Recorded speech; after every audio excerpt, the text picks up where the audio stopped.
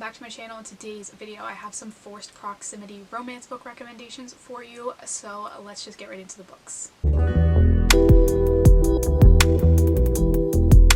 So the first book I have for you guys today is When Sparks Fly by Helena Hunting. This is number 1 in her new Spark House series. Each book follows a sibling from 3 sisters, and this one is the first one. Like I said, this one follows a girl who is roommates with her best friend. This girl is really scared of driving in the rain, and so this guy says to her, like, don't worry, like, I know you have to drive this day, I'll drive you wherever you need to go on this day. And they're going on some sort of, like, it was like a long drive wherever they were going, and he's like, I'll drive you, it's fine. And she's like, okay, cool. And he ends up going out the night before and getting super drunk and just like not awake the next day when she needs to leave.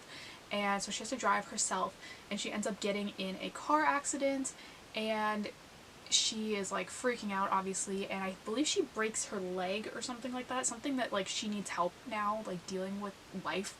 And so he is kind of like, no, like, this was kind of my fault, I was supposed to drive you, you probably wouldn't have gotten in an accident if I had been driving, like, this is basically all my fault, like, I shouldn't have gotten out drinking.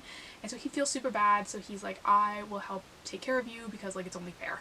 And they are roommates, they are best friends, they are one of those couples that, like, everyone knows they should get together, but they're just not doing it. And this obviously follows them finally getting together. So like I said, they are roommates in this, so they're kind of forced to be together. I really love this book. It's really cute. I love a good, like, best friends to lovers. Next is Juniper Hill by Devney. This is the second book in the Eden series. This is one of my all-time favorite books. It is a small town, single parent romance. Follows a girl who moves to this tiny town, and there's nowhere for her to really live. And she's gotten this job at this hotel in the town, and the person that she's working for that runs the hotel says to her, like, oh, my brother has this house and there's like a guest house, so you can just stay there until you're able to find another place to rent. It's totally fine. And so this girl is like, okay, but like I have this baby and whatever, and she's like, no, like, no problem, like, you can stay there, it's totally fine, he won't mind. So she shows up and she is moving in, and this brother had no idea that this girl was going to be moving into his guest house, so he is kind of upset. And this other girl that's just moved there is like, oh, I'm so sorry, I didn't know that you didn't know, like, I'll get out of here and whatever. And he's like, no, it's fine, like, just stay. But he's like super grumpy about it. He doesn't want the kid around. He is just super grumpy about the whole thing, and she literally just wants to, like, get this job and work and take care of her kid. And this one was really cute. Like I said, this is one of my all-time favorite books. It's definitely got the, like, forced proximity because they're obviously living on the same property, like, literally right next to each other, and he can, like, hear her up at night with the kid and, like, different things, and so they're, like, definitely, like, kind of stuck close to each other. I really love this one. Like I said, this is one of my all-time favorite books. It is just such a sweet, like, small town romance. His, like, evolution of, like, hating them to loving them is so good. I just really love this one, obviously. Next is Always Only You by Liese. This is the second book in the Bergman Brothers series. This is one of my favorites in the series. This one follows a hockey player and a girl who works on the team as a social media manager or consultant or something like that. And they have a romance, obviously, but it is forbidden for the hockey players to date someone on the staff. So they are kind of, like, not getting together because they're like, oh, we can't, but they also really want to get together. And this one definitely, like, forced proximity because they're literally, like, at work with each other every single day and they see each other all the time. And I thought this one was really cute. I love a good hockey romance. The guy in this is, like, the ultimate cinnamon roll hero. He's so cute. He's super nice. He just, like, is, like, literally, like, the most wholesome hockey player you'll ever read about. I really love this one.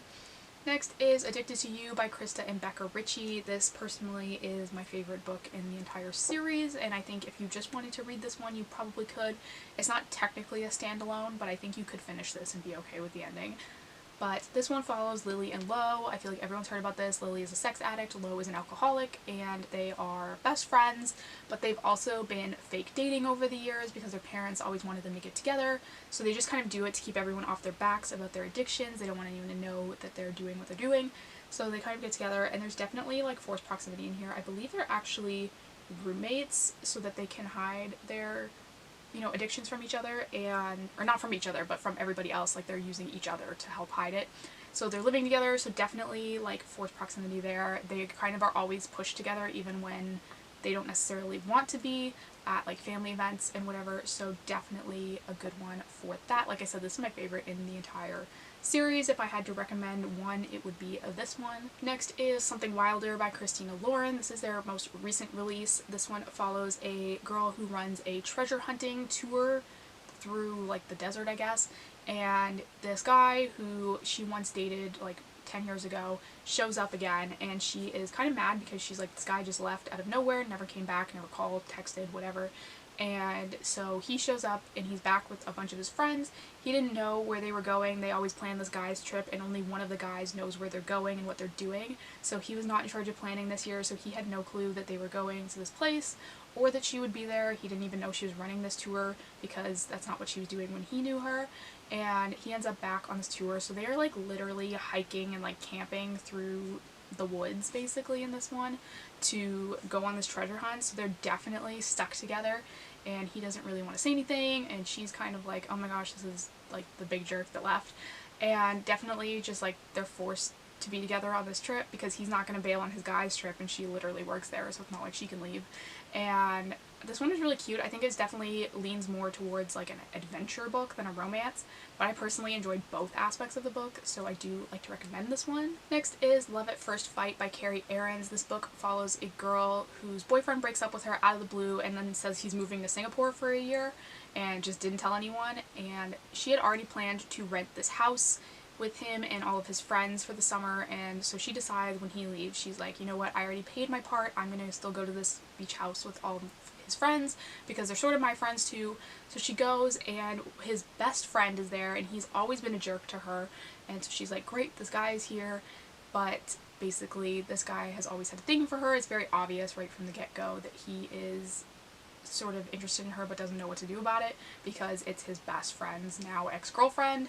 And this one definitely has like the forced proximity of like they're all staying in this one house for the summer. They do like come and go, but it's definitely like they're sort of stuck together.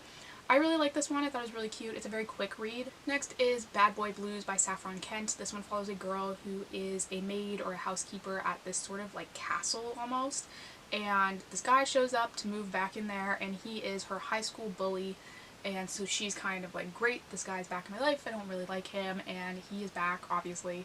And definitely forced proximity because she actually lives on this, like, residence in the castle, I guess, like, in her, like, sort of own little area. And so they're kind of around each other all the time. She's basically working for him, and so they kind of keep bumping into each other, but she doesn't want to be anywhere near him because he was a jerk to her in high school. And this one I thought was interesting because it's sort of like a post-bully romance. Like, he's not actively bullying her in this book. It's more just she's mad about what he did in high school. And so this one is a good one for sort of that aspect of like a bully romance where like he's not actively being mean to her, but you do get to see like sort of flashbacks to what she dealt with in high school because of him.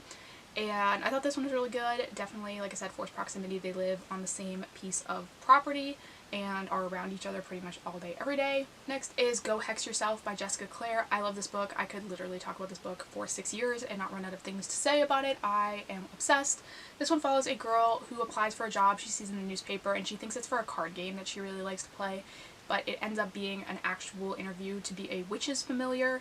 But she thinks this woman is just like kind of like a crazy old lady. She's like, okay, she thinks she's a witch, like maybe I could get behind that for the amount of money they're offering me, and I can just like, you know, do her laundry and cook her meals and whatever, like who cares, not a problem. And so she takes this job. This witch also has a nephew who sort of can't stand this girl because she keeps walking around being like, magic's not real, why do you keep telling this woman she's a witch when she's not, like why are you doing all this, like it's so stupid. And she just like doesn't believe in any of this, and this guy thinks she's like the most annoying thing ever. He's very, I hate everyone in the world but you. Even all the other witches don't really like him, or the warlocks I guess, don't really like him at this like group he goes to, and he's just such like a loner. But he decides he's going to spend more time in this house to keep an eye on her with his aunt because he doesn't really trust her, and they sort of have like an enemies to lovers romance, but they're both living in the aunt's house. And this one, like I said, was so good. I really love this one. This is my favorite like witchy romance. It's super good. Like I said, really love this. Definite like Halloween Town vibes. The guy in this name is actually Caliban, which I thought was funny because the guy in Halloween Town's name is Calabar, and I was like, it's very similar. But I love Halloween Town, so I absolutely love this book, and there's a second one coming out next year, which is super, super exciting because they teased it a little bit at the end of this book, and I'm so excited for that couple's book. Next is The Bodyguard by Katherine.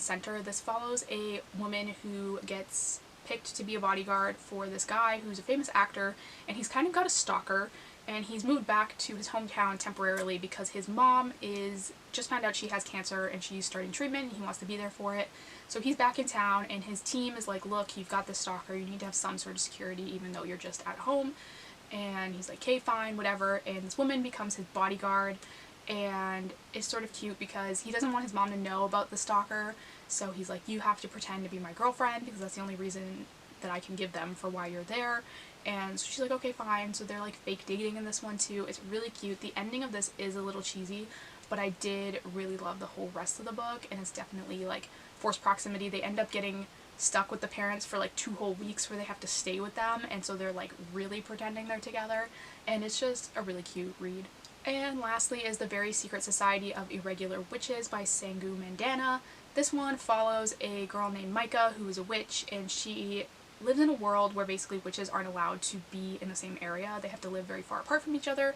So she's very isolated. She doesn't really have any friends because she can't maintain like friendships with non-witches because she sort of feels like she's missing that part of her life. Like she can't talk about it with them, and she can't hang out with the other witches because they're not allowed to be together.